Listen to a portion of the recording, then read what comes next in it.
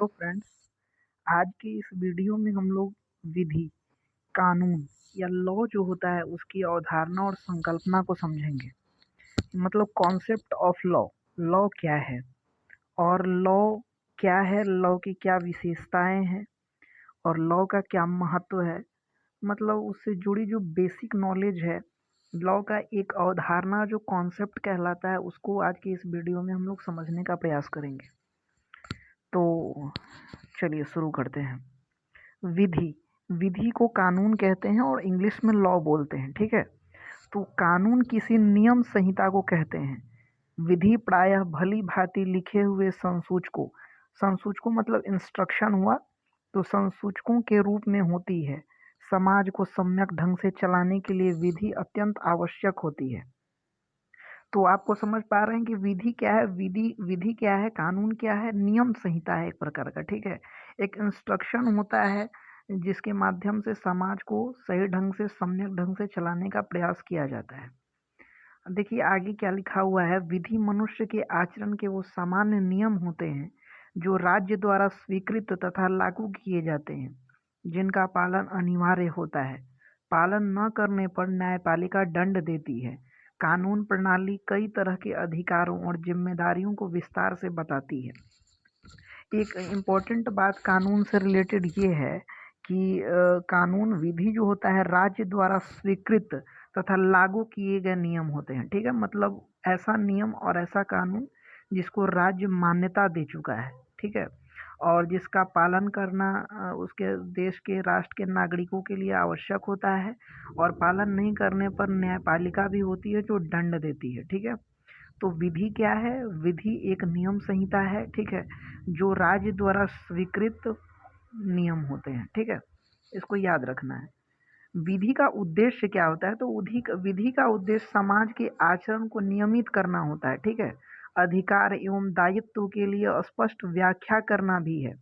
साथ ही समाज में हो रहे अनैतिक कार्य या लोक नीति के विरुद्ध होने वाले कार्यों को अपराध घोषित करके अपराधियों में भय पैदा करना भी अपराध विधि का उद्देश्य है। तो अभी हम लोगों ने देखा विधि का क्या उद्देश्य है कि समाज सम्यक ढंग से चले, ठीक है। समाज में अनियमितता नहीं फैले, ठीक है। कोई समाज में अनैतिक और लोक नीति के विरुद्ध कार्य ना करे, ठीक है। तो इसके लिए विधि का निर्माण किया जाता है और विधि को मतलब नियमित किया जाता है समाज में, ठीक है।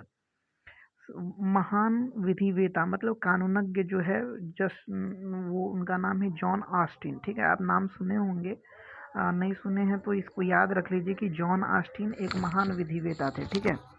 उनके अनुसार वो कहते हैं कि कानून को वो परिभाषित करते हैं, कानून संप्रभु की आज्ञा है, ठीक है।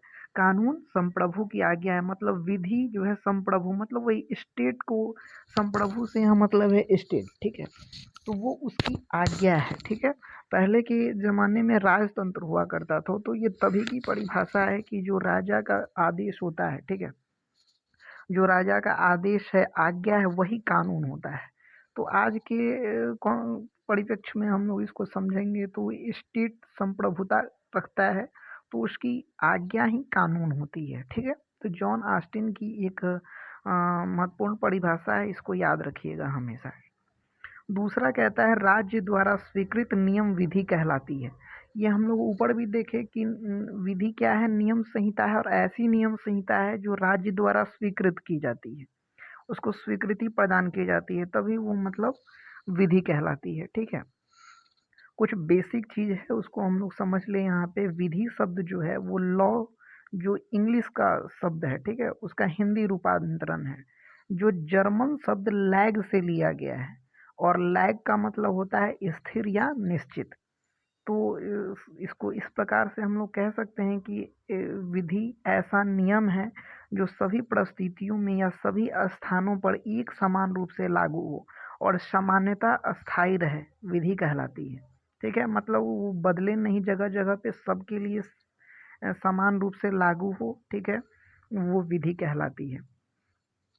आगे हम लोग देखते हैं एक अच्छे कानून, विधि के क्या गुण है, प्रॉपर्टी ऑफ लॉ। तो एक अच्छा विधि और कानून वही होता है जिसमें सरलता का गुण हो, स्पष्टता हो, स्थायित्व हो, व्यापकता का गुण हो, व्यवहारिकता हो, निष्पक्षता हो, नागरिक अधिकारों की जो रक्षा करता हो और सामाजिक कल्याण में सहायक हो। ठीक है, तो एक अच्छे विधि का ये गुण है।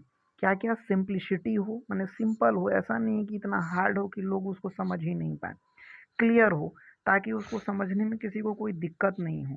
अस्थायित्व हो, परमानेंस उसको बोलते हैं, मतलब उसमें अस्थायित्व बार बार बदले नहीं। ठीक है। व्यापकता, उस व्यापकता का मतलब होता है कि वो छोटे अर्थों में नहीं, व्यापक अर्थ लिए हो, सभी पर लागू हो। ठीक है। और व्यवहारिकता हो, मतलब विधि ऐसा हो जिसको हम लोग व्यवहारिक कर सकते हैं। ऐसा नहीं कि नियम बना दिया और व्यवहार में प्रयोग करने में दिक्कत हो रहा है, तो ऐसा नहीं। वो प्रैक्टिकैबिलिटी भी होना चाहिए और निष्पक्ष होना चाहिए। किसी के साथ पक्षपात नहीं होना चाहिए विधि में।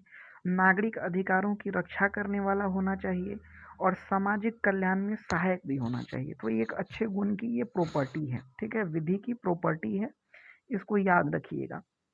कानून के स्रोत के रूप में जब हम लोग बात करते हैं, ठीक है, तो कानून के स्रोत, जो सोर्सेस ऑफ लॉ है, कानून का मतलब स्रोत क्या है, उत्पत्ति कहाँ से हुआ है, लॉ कैसे बनता है। ठीक है, तो उसके बारे में पहला है लोकाचार तथा प्रथाएं, जो स्वतः विकसित हुई हैं। तो हम लोग जानते हैं कि कानून और नियम क्या है, लोकाचार प्रथाएं से निर्मित हुई हैं। पहले कानून नहीं हुआ करता था, कस्टम जो है, कस्टम वही, उसी के नियम, रीति रिवाज, परंपरा जो है, ठीक है, वही जो है कानून का रूप लेते थे।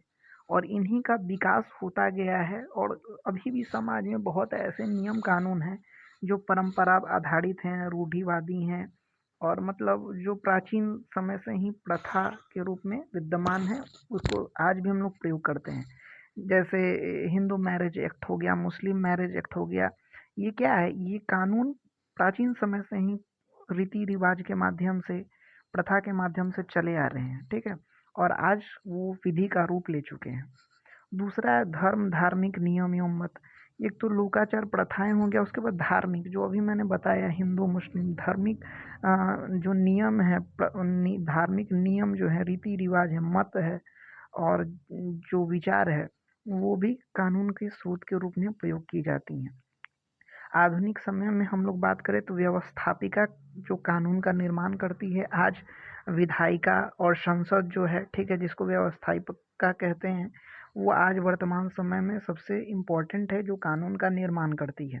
न्यायिक निर्णय, जिसको दृष्टांत या नजीर भी कहते हैं, तो पुराने समय से अगर जो न्यायिक निर्णय हुए हैं, वो भी विधि के निर्माण में महत्वपूर्ण भूमिका निभाते हैं। जैसे सुप्रीम कोर्ट का कोई अगर फैसला आता है, तो एक प्रकार का वो विधि का रूप ले लेता है। ठीक है, मतलब आने वाले उस तरह के अगर कोई केस रहता है, तो उसमें उसको उस फैसले को, जो पुराना फैसला दिया हुआ है, न्यायिक निर्णय दिया हुआ है, उसको आधार बनाकर ही फिर नया फैसला दिया जाता है।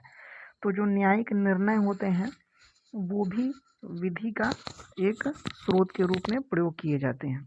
उसके बाद कानूनी टीकाएं हैं, वैज्ञानिक विधिक बहस है, औचित उचित का जो प्रश्न है, जिसपे बहस होता है। ठीक है, कुछ विद्वानों द्वारा जो बहस होता है, आपसी चर्चा होता है, उसके माध्यम से भी जो अगर कुछ निष्कर्ष निकलता है, तो वो भी विधि के स्रोत के रूप में प्रयुक्त की जाती हैं। तो इस प्रकार विधि के कई स्रोत हैं, लेकिन वर्तमान में विधि जो है निर्माण का कार्य विभिन्न राज्यों की व्यवस्थापिका द्वारा किया जा रहा है, तथा इसकी व्याख्या का कार्य न्यायपालिका का दायित्व है। ठीक है, तो वर्तमान समय में जो विधि का प्रमुख स्रोत है, वो व्यवस्थापिका है, जो कानून का निर्माण करती है। ठीक है, और उसकी जो व्याख्या का जिम्मेदारी है, वो न्यायपालिका का दायित्व है। ठीक है, इसको याद रखना है। विधि के उद्देश्य क्या है? अब विधि, एक तो हम लोगों ने पढ़ा कि समाज नियमित ढंग से चल सके, सम्यक रूप से चल सके, इसलिए विधि का प्रयोग करते हैं। विधि का ये उद्देश्य है। कुछ इम्पोर्टेंट और भी उद्देश्य को यहाँ पॉइंट वाइज किया हुआ है, जिसको देखिए। मानक स्थापित करना, ठीक है, एस्टैब्लिश्ड स्टैंडर्ड। विधि का एक उद्देश्य है मानक स्थापित करना, व्यवस्था को बनाए रखना। उसके बाद विवादों का समाधान करना। ठीक है, विवादों का समाधान करना और अधिकारों और स्वतंत्रताओं की रक्षा करना। ठीक है, तो ये 3-4 पॉइंट इम्पोर्टेंट है, जो विधि के उद्देश्य में आते हैं। क्या क्या? मानक स्थापित करना, व्यवस्था को बनाए रखना, ठीक है, विवादों का समाधान करना, और अधिकारों और स्वतंत्रताओं की रक्षा करना, मतलब नागरिक के अधिकारों और स्वतंत्रता की रक्षा करना, विधि का उद्देश्य है। विधि के प्रकार की बात करें, तो शॉर्ट में ऐसे विधि के बहुत सारे प्रकार होते हैं जो जिसका आधार अलग अलग होता है, मतलब डिफरेंट बेसिस पे डिफरेंट टाइप्स होते हैं लॉ के, ठीक है, विधि के। लेकिन यहाँ कुछ इम्पोर्टेंट जो टाइप्स है उसके बारे में दिया गया है और छोटा सा शॉर्ट नोट्स भी दिया गया है, जिसके के माध्यम से आप ये समझ पाएंगे कि इस क्लासिफिकेशन जो किया है इसका क्या मतलब अर्थ है। तो पहला है मौलिक या पदार्थ विधि, जिसको सब्सटैंटिव लॉ भी कहते हैं, ठीक है। मौलिक या पदार्थ विधि क्या होता है? विधि जो अधिकार एवं कर्तव्यों की परिभाषा दे, मौलिक विधि कहलाती है, ठीक है। Law deals with the right, duties and liabilities of the parties. Law defines right और क्राइम्स और एनी स्टैट्यू। कहने का मतलब है कि मौलिक विधि जो सब्सटैंटिव लॉ होता है वो नागरिक के अधिकारों और कर्तव्यों की परिभाषा देता है, ठीक है। तो जो विधि नागरिक के अधिकार और कर्तव्यों की परिभाषा दे, उसकी सुरक्षा करे, ठीक है, तो वो मौलिक विधि कहलाती है, सब्सटैंटिव लॉ कहलाती है, ठीक है। जैसे एग्जाम्पल की बात करें तो भारतीय संविदा अधिनियम जो contract law, Indian contract law, दंड संहिता हो गया, इंडियन पेनल कोड, संपत्ति हस्तांतरण अधिनियम जो है ट्रांसफर ऑफ प्रॉपर्टी एक्ट, ठीक है, और अपकृत विधि ट्रॉट लॉ जो है, ये सब इसके एग्जाम्पल में आ सकते हैं जो मौलिक विधि के अंतर्गत आते हैं। दूसरा है प्रक्रिया विधि या प्रक्रियात्मक विधि, जिसको प्रोसीजरल लॉ कहते हैं, ठीक है। प्रोसीजर लॉ क्या होता है? तो विधि जो कार्यवाही के प्रकरणों का निर्धारण करते हैं वो प्रक्रिया विधि कहलाते हैं, ठीक है। कार्यवाही के अंतर्गत सिविल और डांडिक सभी प्रकार की कार्यवाहियां शामिल है, ठीक है। तो देखो पहला तो जो मौलिक विधि है सब्सटैंटिव लॉ है वो अधिकार और कर्तव्यों को विवेचित करता है, और दूसरा उस अधिकार और कर्तव्यों की रक्षा कैसे किया जाए, उसको अगर कोई हनन करता है अधिकार और कर्तव्यों को तो उसको पनिशमेंट कैसे दिया जाए, ठीक है। इसका जो प्रक्रिया है प्रोसीजर है वो प्रक्रिया विधि के अंतर्गत डिफाइन किया गया है, ठीक है। तो law defines the means and method to achieve their rights, outlines the procedure of litigation, ठीक है। तो इसके एग्जाम्पल में आता है दंड प्रक्रिया संहिता, ठीक है, जैसे सीआरपीसी हो गया, क्रिमिनल प्रोसीजर कोड, सिविल प्रक्रिया संहिता, सिविल प्रोसीजर कोड, भारतीय साक्ष्य अधिनियम, इंडियन एविडेंस एक्ट, ये सब इसके एग्जाम्पल में आ गया किसके? प्रक्रियात्मक प्रोसीजरल लॉ के अंदर, ठीक है। अब यहाँ पे एक चीज़ देखें, हम लोगों ने पढ़ा क्या? यहाँ पे हम लोगों ने एक चीज़ पढ़ा, ये आप लोग देख सकते हैं कि सिविल और डांडिक, ठीक है, सभी प्रकार की कार्यवाहियाँ शामिल है, सिविल और डांडिक दोनों। तो ये बताता है कि सिविल और डांडिक क्या है, इसको भी जानना जरूरी है, ठीक है, कि सिविल और डांडिक प्रक्रिया क्या है। तो एक प्रकार का ये भी कानून का जो है प्रकार होता है, जो सिविल, जिसको दीवानी विधि भी कहते हैं। दीवानी उर्दू शब्द है, ठीक है, सिविल हिंदी शब्द है। तो हिंदी उर्दू मतलब पहले मुगलों का भी शासन रहा है तो कुछ उर्दू के शब्द का भी प्रयोग लॉ में होता है। तो दीवानी और सिविल एक ही नाम है। तो दीवानी विधि क्या होता है इसको देखिए। दीवानी विधि पारिवारिक विवाद, किराए के मामलों, बिक्री से संबंधित विवादों और उसके बाद के विवाद को हल करने की विधि होती है। यह मुख्यतः दो पक्षों के बीच के विवादों को हल करने तथा उनके अधिकारों की रक्षा करने की विधि प्रस्तुत करती है। देखिए दीवानी विधि क्या होता है ना कि ये क्राइम को डील नहीं करता है, ठीक है। ये पारिवारिक विधि, झगड़ा जो होता है जिसमें क्राइम नहीं हो, इसमें जनरली कंपनसेशन दिया जाता है, पनिशमेंट नहीं दिया जाता है, ठीक है। तो किसी को मतलब जेल में बंद नहीं किया जाता है, किसी को फांसी पर नहीं चढ़ाया जाता है अगर कोई गलती करता है, इसमें जनरली कंपनसेशन दिया जाता है, ठीक है। तो दीवानी विधि के अंदर क्या क्या आता है वो देख लीजिए। वस्तु विक्रय अधिनियम, साझेदारी अधिनियम, पार्टनरशिप एक्ट जो हो गया, और ये सेल्स एंड गुड एक्ट जो हो गया, ठीक है, ये सब दीवानी विधि के अंतर्गत आता है। फिर आता है डांडिक या फौजदारी विधि। देखिए डांडिक फिर हिंदी शब्द है, फौजदारी उर्दू शब्द है, ठीक है। तो दोनों एक ही नाम है जिसको क्रिमिनल लॉ कहते हैं। तो डांडिक विधि का संबंध व्यक्ति और राज्य के मध्य होता है। आपराधिक विधि समाज को सुरक्षा प्रदान करने की विधि है। यह अपराधी को सजा देने पर जोर देता है जो हत्या, बलात्कार, चोरी, तस्करी आदि जैसे कार्यों से कानून को भंग करता है। तो ये देखिए डांडिक फौजदारी विधि क्या होता है, जो मैंने क्राइम को डिफाइन करता है, ठीक है। उसमें क्या था कि सिविल विधि जो होता है वो विवाद को का परिभाषित करता है, लेकिन विवाद क्या होता है ये ध्यान देने वाली बात है कि ये विवाद दो व्यक्तियों, दो पक्षों के बीच में होता है। लेकिन डांडिक फौजदारी विधि जो होता है उसमें तो एक व्यक्ति होता है, लेकिन दूसरा क्राइम अगेंस्ट स्टेट माना जाता है। अगर मान लीजिए आप कोई जुर्म करते हैं, अपराध करते हैं, तो अपराध केवल एक व्यक्ति विशेष मान लीजिए कि आप किसी का हत्या कर दिए या कोई किसी का हत्या कर देता है, तो हत्या सिर्फ उस व्यक्ति का नहीं करता है, बल्कि वो जो क्राइम किया वो स्टेट के अगेंस्ट किया है, ठीक है। तो ये चीज़ ध्यान में रखिएगा कि सिविल वाद जो होता है, दीवानी विधि जो होता है, वो दो पक्षों, दो व्यक्तियों के बीच में सिर्फ होता है। पर फौजदारी डांडिक विधि क्या होता है, इसमें एक व्यक्ति होता है, दूसरा स्टेट होता है, ठीक है। यहाँ पे आप देख सकते हैं, यहाँ पे दिया हुआ है व्यक्ति और राज्य के मध्य होता है, ठीक है। इस बात को बहुत इम्पोर्टेंट तरीके से याद रखना है, ठीक है। तो इसके अंदर डांडिक फौजदारी विधि का भारतीय दंड संहिता आईपीसी आ गया, दंड प्रक्रिया संहिता सीआरपीसी, ये सब दंडिक और फौजदारी विधि के एग्जाम्पल के रूप में ये हैं। फिर एक आता है लोक विधि, जिसको पब्लिक कॉमन्स लॉ बोलते हैं। पब्लिक लॉ बोलिए या कॉमन लॉ बोलिए या लोक विधि बोलिए, ये क्या होता है, सभी जाति धर्म के नागरिकों पर समान रूप से लागू होने वाली विधि है। और जो सभी जाति समुदाय नागरिक पर समान रूप से लागू होती है वो कॉमन लॉ कहलाती है, लोक विधि कहलाती है। जैसे आईपीसी हो गया, वो सभी पे लागू होती है, ठीक है। प्रशासनिक विधि एडमिनिस्ट्रेटिव लॉ भी सभी पे लागू होती है। तो ये सब क्या हो गया, ये सब लोक विधि हो गया। उसके बाद एक आता है व्यक्तिक विधि, व्यक्तिगत विधि, जिसको प्राइवेट लॉ बोलते हैं, ठीक है। ये क्या है, तो दो पक्षों, व्यक्तियों, कंपनियों, संस्थाओं के बीच लागू होने वाली विधि है। व्यक्ति विधि के अंतर्गत आती है, ठीक है।